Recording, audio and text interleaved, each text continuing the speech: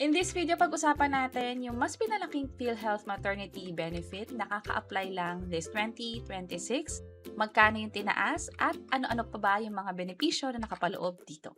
By the way, kung first time mo sa channel na to at gusto mo pa ng mga online tutorial videos katulad nito, please click the subscribe button. Under PhilHealth maternity benefits, mas malaki na yung pwedeng makover sa bill sa ospital. Nag-start nga to ng April 30, 2026, kung saan covered dito yung normal at cesarean delivery. Isa sa mga updates o yung improvement nito ay mula sa 4 na check-up, ngayon hanggang 8 check-up na yung pwedeng makover. Ito ay para sa prenatal check-ups o yung bago mga anak.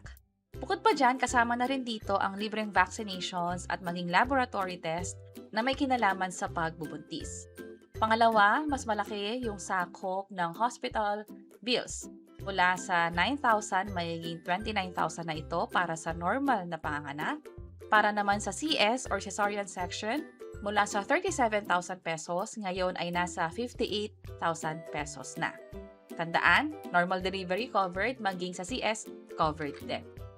Kanina napag-usapan natin yung prenatal check-ups, meron din for follow-up check-up.